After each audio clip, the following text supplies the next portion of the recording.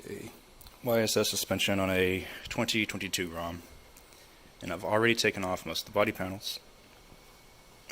You got to remove a bunch of the stuff to get access to the suspension bolts, but it's pretty easy on the 2022. So to get access to the bottom bolt on the suspension, I got to take this whole plastic piece off. So this piece right here, and there's a fastener right here and right here. Alright, so for this one, the muffler's in the way, and I can either remove the muffler or I can try to get a little creative here on how I reach that. Alright, so we got to take the muffler off. It's pretty easy. It's only a couple of fasteners. These are a 12mm, and then there's one down here. Same thing, 12mm.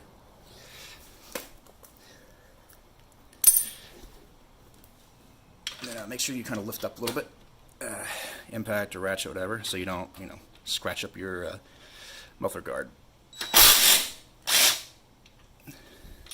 All right. Probably just, hand loosen that. Let's get this other one.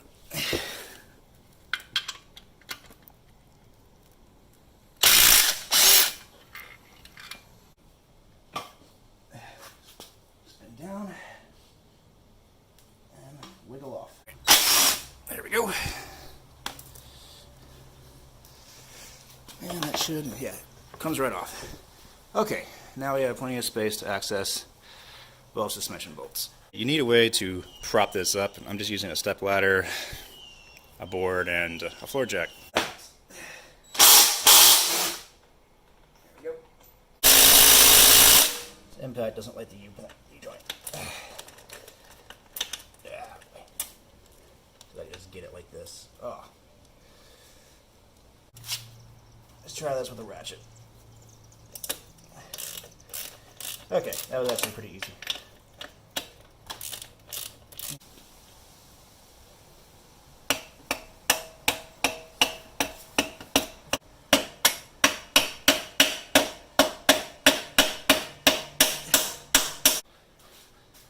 A little creative here.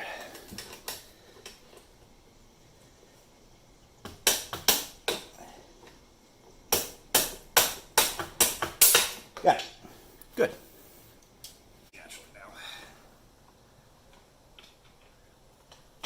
Oh, yeah. Alright. That's it. It's out. New suspension. This is for the 2022 Grom from Thailand. And here's a side-by-side comparison of the two.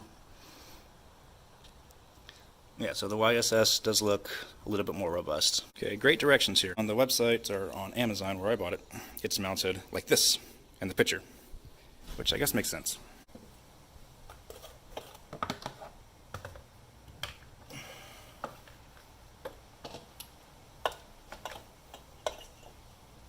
Okay, there we go. Okay, that's better. Okay. There we go, got it. Okay.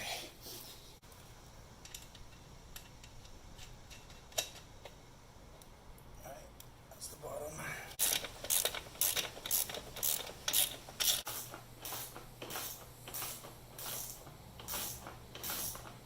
According to a service manual from 2014, the torque values are 32 foot-pounds on the upper and lower fastener.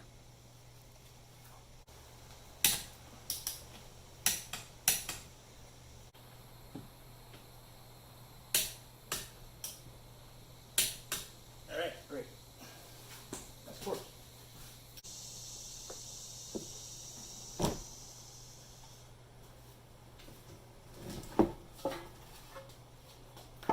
I didn't really film myself taking it apart.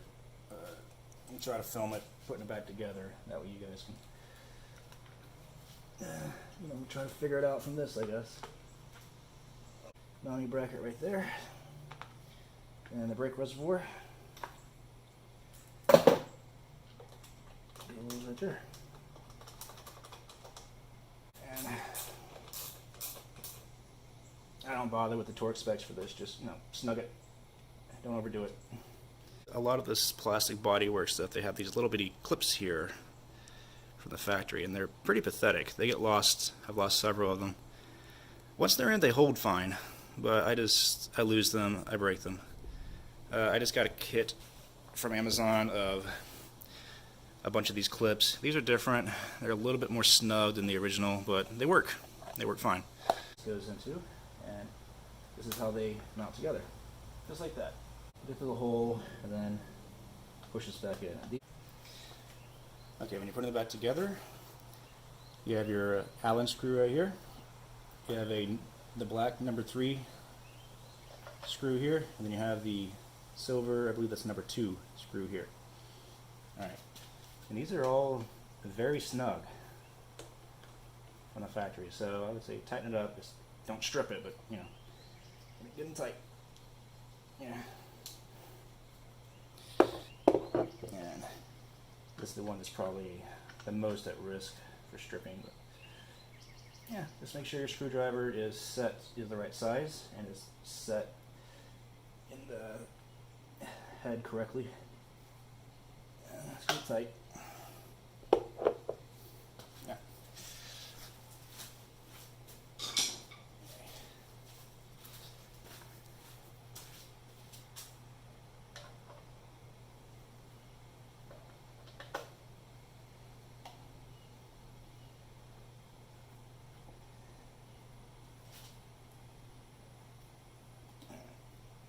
It's slipping because I'm sweaty. Alright,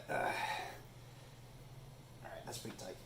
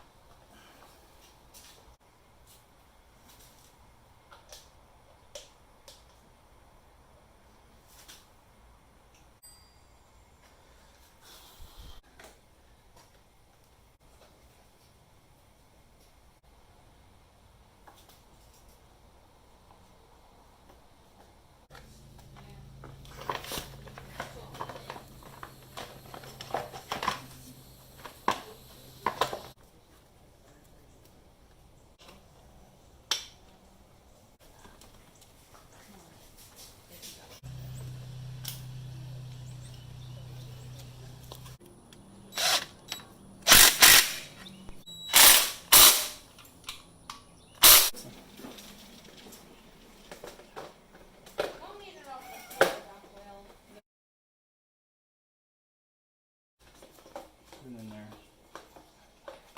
Bye. Everett, did you pull him into the ball?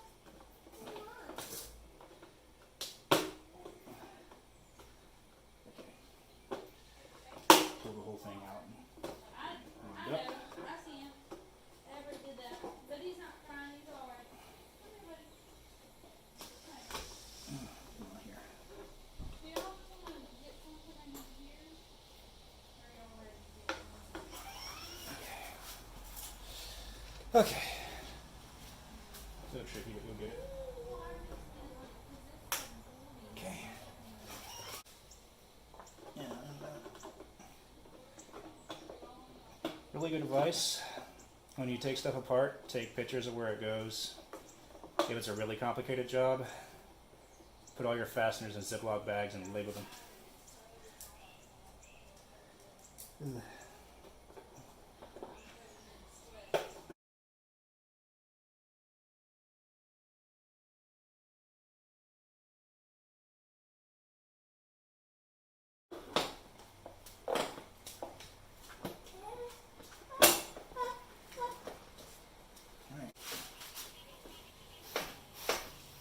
Left side of the bike, you can kind of keep turning these. You can sort of get this jammed in here, and and keep continuously. That way you don't have to switch sides over and over again. Again, they have this set screw right here, but then they give you this Allen key. You can tighten that up so this doesn't back off on you. And I tell you, I bounce on it pretty hard, and this reservoir does still bottom out if I bounce really hard. You know, I'm a big guy, 250 pounds, 6'2", but I would, it's probably going to be fine for what I'm doing, commuting. But if you're planning on jumping this thing or taking it off road and stuff, if you're a bigger guy, you might want to think about that. It should be fine. It's hitting plastic, but still, something to consider. Alright, took it for a test run. It is much more comfortable, and the reservoir did not hit once, and I went over some pretty heavy bumps. So, if you're doing this for a daily commute, should be fine.